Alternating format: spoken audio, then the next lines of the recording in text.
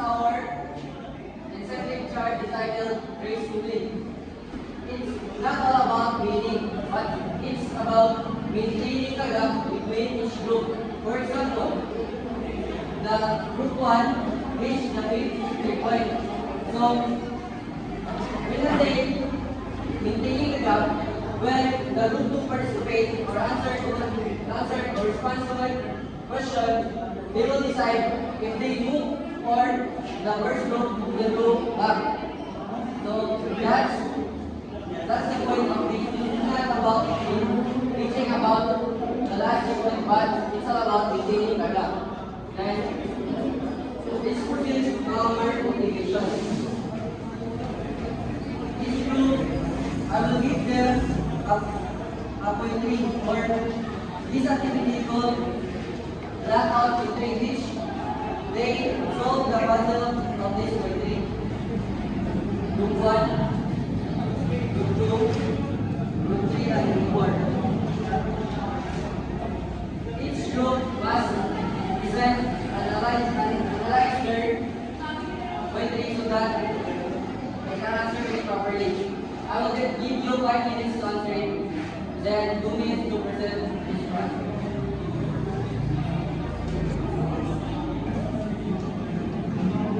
Now, yes, time's up. Group 1, present your class.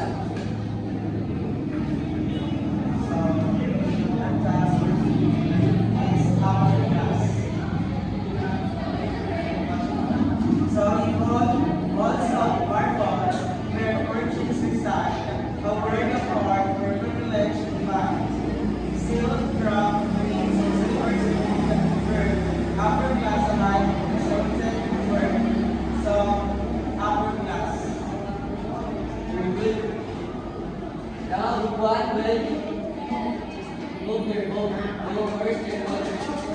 Next, group 2. A book is called A Simple Life, a daily grind on subscribe. The middle class, the working class, the story of the villain's story. It's a middle class.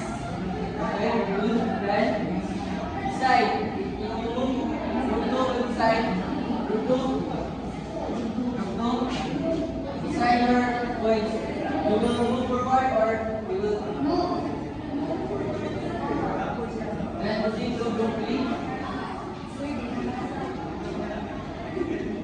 From down till last, the labor of to make a living every single down, a basic street, a budget time, a future advantage, out of life, working class, dream of more, of something grand, a better life, a safer life, but bills to pay, and things to feed. Their hopes and dreams are running. The working class. Very good. Then group 3 will decide.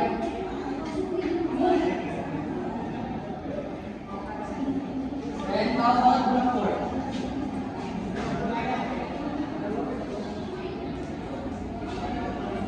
Among this called a simple life, will start off into a small. The lower class, the worst among all. The working class.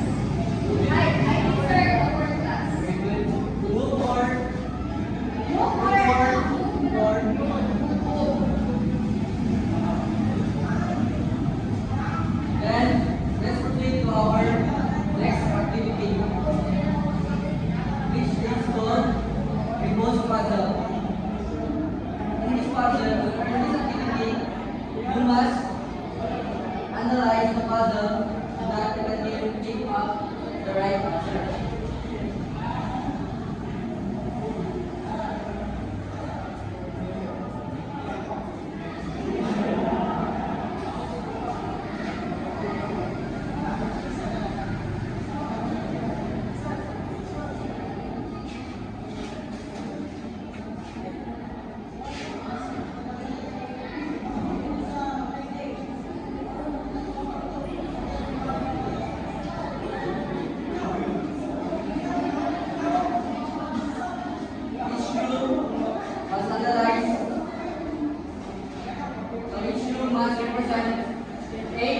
group 1, B for group 2, C for group 3, and D for group 4.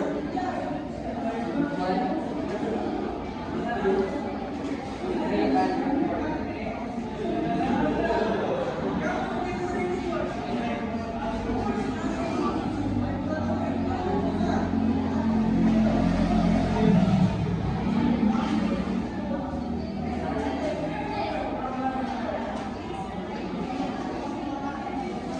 For 5 minutes for analyzing and moving for tracing. Time start.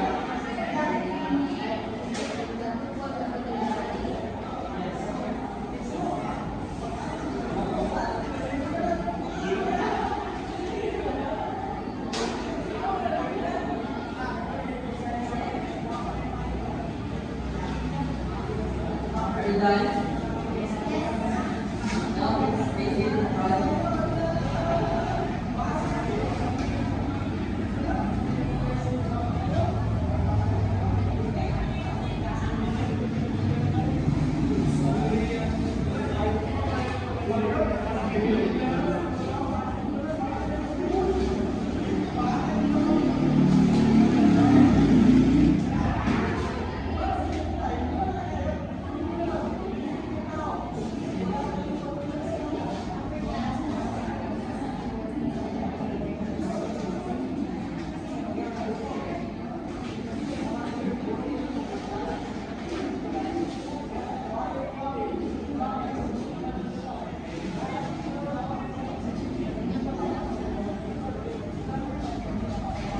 How about the group 1?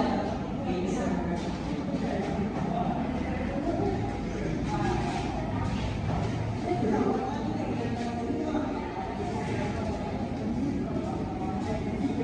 Now, any representative to present or read their works? Or group 1 there?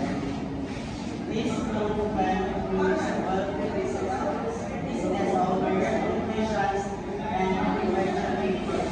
So, my answer is our class. Okay, very good. Side group 4.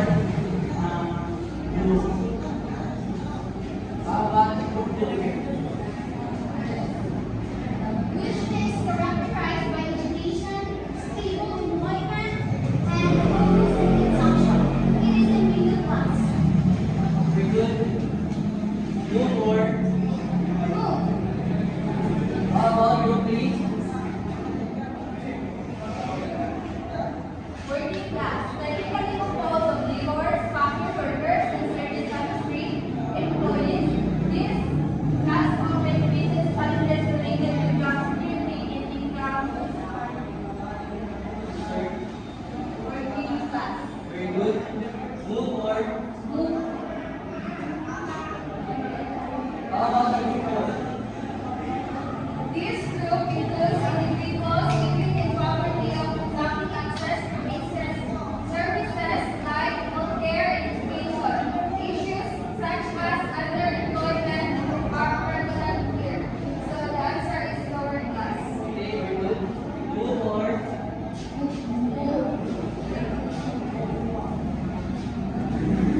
Now, let's take our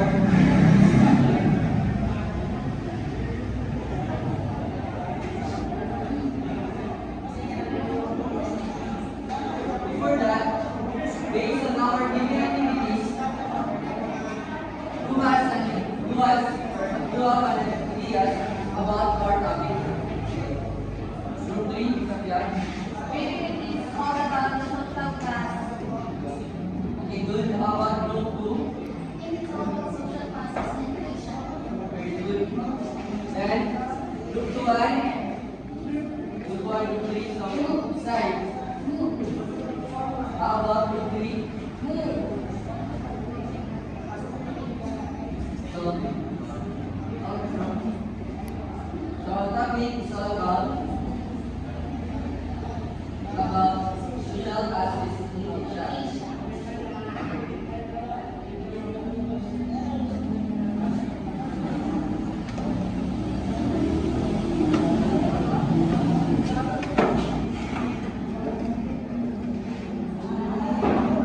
Before we proceed, let me show you our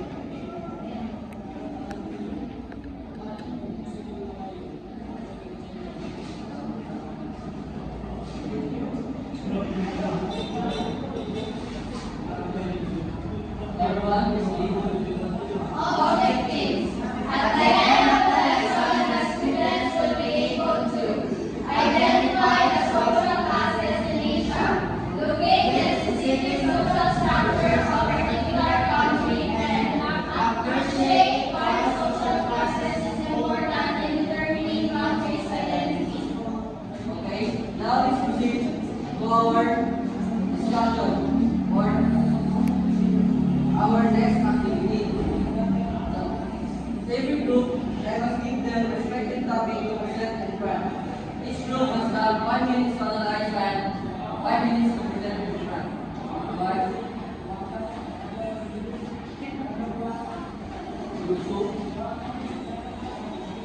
group 3, and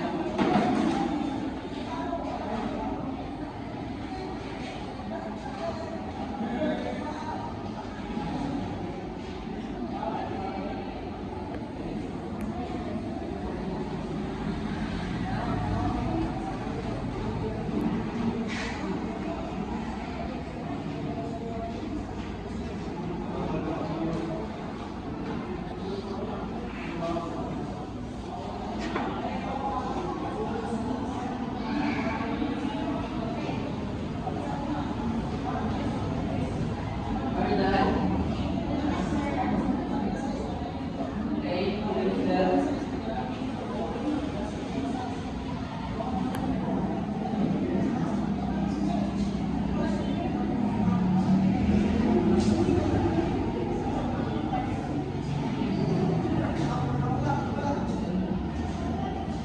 okay, group 1, present your words.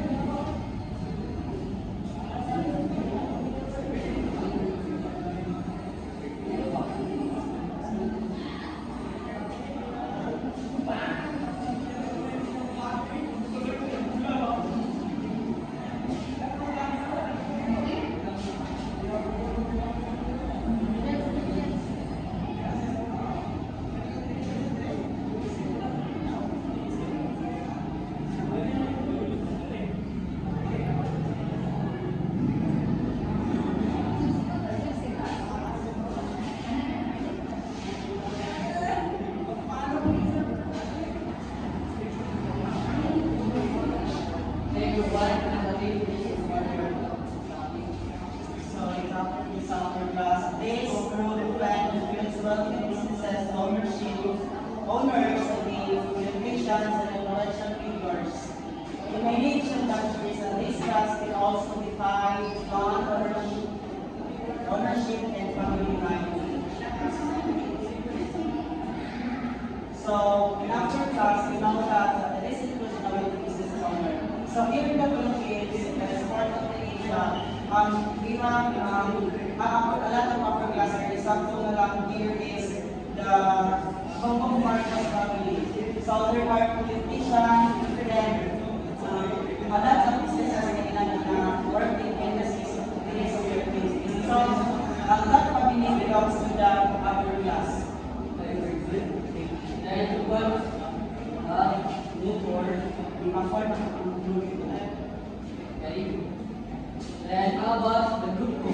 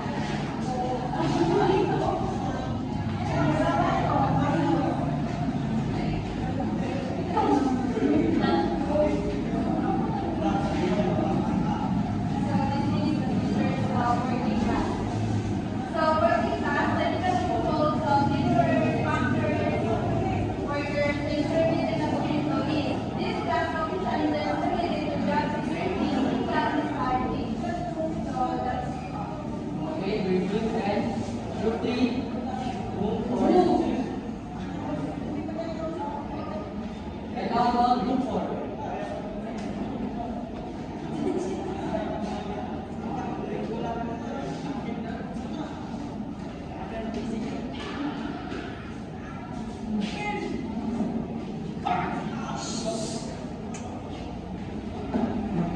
Lower class or poor. This group includes individuals living in poverty, often lacking access to basic services like healthcare and education. Issues such as unemployment and underemployment are prevalent here. Very good. Group 4, move forward. Stop. Group What 1. group? Okay. So, that's the social classes station. Summing up, social classes varies from upper class, middle class, working class, and lower class. Each classification differs from its economic development. From upper class, Singapore is considered as a wealthy country in Asia, while the Thailand in a middle class and Philippines considered as working class because it's Still working for you. still developing. While the lower class, Afghanistan, because Afghanistan suffered great poverty. Then India is under working class because it has a wealthy country. Then I have a question is based on our discussion. Then group 2 is kind of very important. Yes. If you born in a lower class country or considered as lower class country, how would you handle yourself? If I belong to the lower class, I'll find ways to migrate to another country. Okay, very good. If I belong. Then how about group 1? I have a question. If you born in a working class and we all know that this developing country in terms of economic is not very well. So how would you allocate your money in terms of goods and services?